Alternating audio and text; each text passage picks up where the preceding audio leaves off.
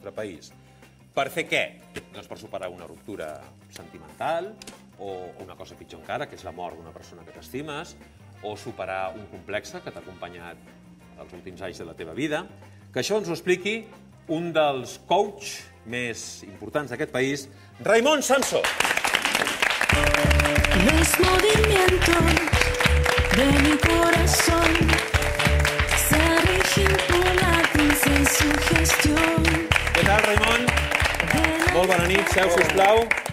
Aquí, amb nosaltres, 100 preguntes que canvien la teva vida en menys d'una hora, que és un dels llibres del Raimon, i d'altre cita a la cimera, el mètode dels desitjos complerts. Ara parlarem de tot això, perquè jo et presento com a coach, però hauríem d'explicar exactament què és un coach, per a aquelles persones que encara no estan al cas.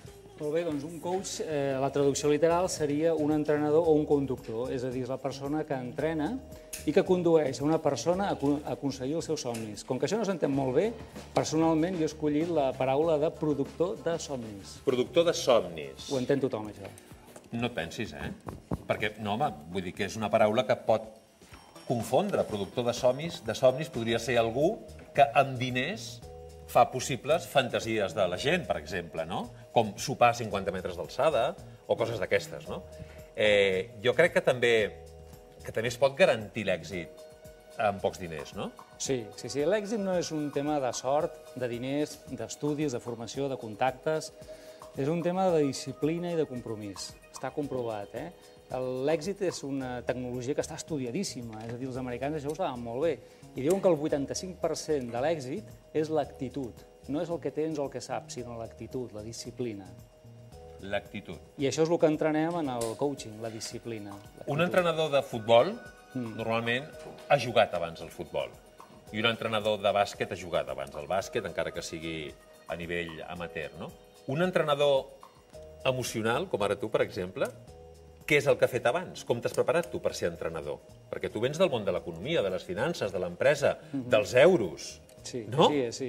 La meva preparació, en concret, és 8 llibres, un munt de seminaris, un munt de conferències, és a dir, veure cents de persones durant anys i anys i anys per arribar a la conclusió de que totes les persones tenen un somni i que totes les persones poden aconseguir allò que somien. Encara que això sembli una provocació, diu així.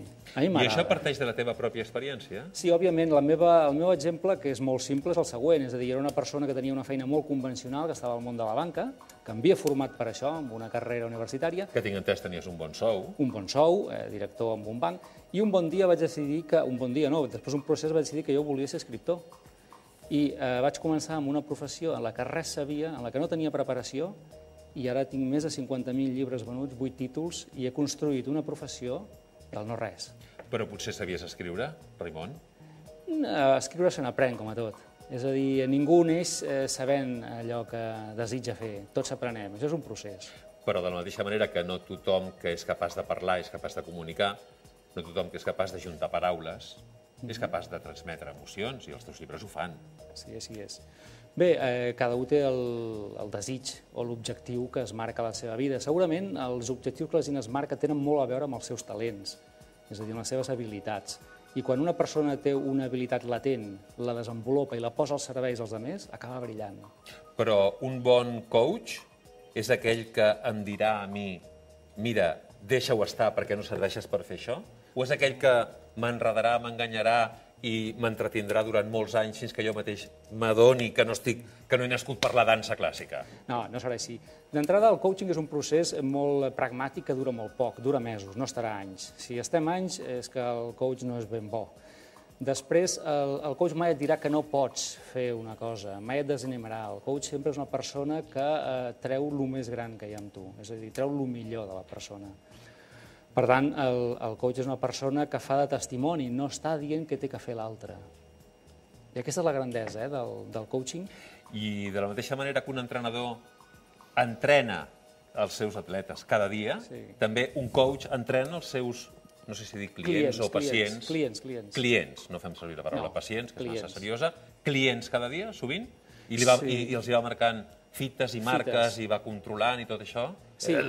Va controlant que es vagin assolint aquestes fites. És a dir, després de cada entrevista hi ha unes tasques a fer. Si no hi ha tasques a fer... l'acció. Per tant, el coaching és pragmatisme, és passar a l'acció, són deures, i és un procés ben bé curt, perquè no es centra en el que ha passat, es centra en el que ha de passar a partir de demà. Alguna pregunta pel senyor Nosaltres estàvem parlant i Samsó?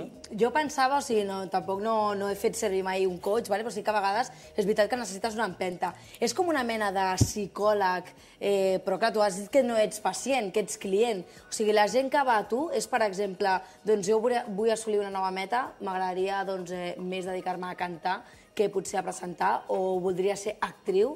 Si jo estic molt desanimada, com m'animaries tu? Què és el que fa realment un coach per seguir un entrenament diari, no? Sí, doncs mira, un coach el que fa és ajudar a establir un objectiu a la persona que vol crear alguna cosa a la seva vida o vol millorar alguna cosa que ja té, però ho vol millorar. Per tant, el coach el que fa primer és ajudar a establir l'objectiu, posar dates i després fer un pla d'acció per tal de que això passi. Però i si tu veus... Perdona, Lorena, m'imagino que molta gent també et demanarà per la felicitat, no? Sí, és que al final la felicitat és el valor que hi ha darrere tots els desitjos. És a dir, tothom vol ser feliç. I quins desitjos et trobes amb més quantitat? O sigui, la gent per què està més... Què no pot aconseguir, no? Sí. Normalment el que més em trobo són gent que vol canviar d'estil de vida i de professió. És a dir, gent que durant certs anys ha fet una professió X i vol fer-ne una altra completament diferent. És a dir, vol fer un canvi radical a la seva vida. Però no tothom pot, per això dic. Vull dir, no tothom pot assolir qualsevol meta No, clar que no, clar que no. I llavors, com és aquest coach? Perquè Jo tu hauràs de ser no puc pretendre... No. Jo no puc pretendre deixar de ser periodista i fer-me cirurgià. Segurament Home, no em deixaran. Però vull dir, operar. alguna cosa que pugui ser una mica més relacionada, tu ets objectiu i dius, mira, escolta, no vagis per aquí perquè aquí no arribarem res. Aquesta tasca de dir, no, per aquí vamos fatal, la faries? Sí, a més podríem dir que a vegades hi ha objectius que no els acceptem. És a dir, quan un directament. Directament. Quan un client marca un objectiu que no està a la seva mà, és inacceptable. Per exemple, si una persona diu que vol que la seva parella l'estimi, hem de rebutjar aquest objectiu, perquè això no és una cosa d'ell, és cosa de la seva parella. Però li feu veure això o...? Sí, clar que sí. Sí. Jo tinc un objectiu que potser me'l rebutjaries, però jo te'l dic així a bocajarro. Si jo et dic, ja tinc una edat, jo ja, i vull deixar de treballar perquè estic fins als nassos ja de treballar. Es pot aconseguir, això? Sí, llavors el que hauríem de fer és establir ingressos passius. Ingressos passius són aquells que es produeixen quan tu no estàs. Veus la idea? No. Lo pilles? Què vol dir això? No estic, però hi ha un Posaré un ingrés? exemple, Això mira. m'interessa. Aquest llibre és un ingrés passiu. Per què? Perquè ara mateix s'està venent en algun lloc i jo no hi soc allà treballant. Per tant, són aquelles coses... Una cartera de clients també seria un ingrés passiu. Perquè una vegada desenvolupat, no cal que tu hi siguis Ja ho pillo. perquè generi ingressos. Raimon, perdó. Però jugar a la borsa també ho seria, doncs. Invertir en borsa. Jugar a la borsa és un joc d'alt risc. Ja ho sé, però això seria una activitat com aquesta que dius, no? És a dir, Amb jo molt dormo poques- mentre estan a Tòquio, allò va cotitzant. O perdent. O no, ja ho sé, ja ho No. sé. És a dir, sí seria un ingrés passiu en el cas que guanyis, o podria ser també una pèrdua passiva en el cas que perdis. No acceptaríem aquest objectiu, perquè no està a les teves mans que allò pugi. Està a les mans d'un mercat de valors. Aquí al coach només podem acceptar coses que estan a les teves mans, modificar, canviar i millorar. I no estem parlant només de coses corpòries ni de coses físiques. No. També podem parlar de voluntats, Sí, de d'estats. desitjos o fins i tot de personalitats, no? Sí. És a dir, podríem estar parlant de conquerir la pau interior o de conquerir unes millors relacions, ja siguin de parella o a la feina. Dient que no tot és possible, perquè sé que hi ha una corrent, no sé si tots els coach o una part d'ells, que sí que et diuen que tot és possible, que no hem de deixar de pensar que hi ha alguna cosa impossible, o sigui, que tots els somnis es poden realitzar. Sí. Tu no estaries, doncs, en aquesta... No, s'ha de matisar perquè tampoc... Un somni s'ha de contrastar, és a dir, s'ha de veure, un desig o un objectiu, s'ha de veure si està primer a la teva mà, si és i medible, i si és realment ambiciós però possible. És a dir, ha de ser ambiciós perquè generi una certa transformació d'aquella persona, però ha de ser possible. És que sé que hi ha molts llibres que pots comprar que et diuen això, que tot és possible... Tot allò que està a la teva mà és possible. És a dir, i tots són susceptibles de millorar allò que fem. És a dir, tots podem millorar molt el nostre rendiment a nivell personal o professional. No? A vegades, fins i tot, si no tens molt clar, per exemple, alguna persona que es vulgui dedicar a alguna cosa que encara no té clar, vull dir que li agraden bastants coses, això li podeu fer un cable a vosaltres? Sí, molt bé, Lorena. Això passa sovint. Venen moltes persones que expressen una certa insatisfacció perquè hi ha una mancança a la seva vida, hi ha un buit, i no saben ben bé el que els hi cal, no? Llavors, el coach el que fa és plantejar moltes preguntes, un munt de preguntes, per veure quins valors té aquella persona i quines accions donarien satisfacció a aquells valors. Que a vegades suposo que entre el límit del coach i el psicòleg, no? Es solapa. Es solapa. I vosaltres ho redirigiu, això?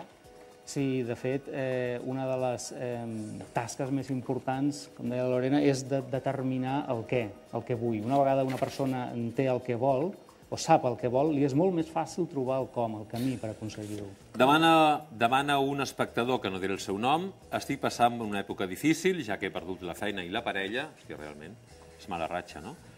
Em pot ajudar un coach, d'alguna manera? O sigui, quan algú té la desgràcia de que coincideixen dues pèrdues tan importants com la feina i la parella, esclar, teniu molta més feina del que suposaria només un problema, no? Sí. I segurament s'hauran de treballar de forma separada. Doncs sí, una persona des de fora la pot ajudar a reorientar una nova etapa a la seva vida, això està clar.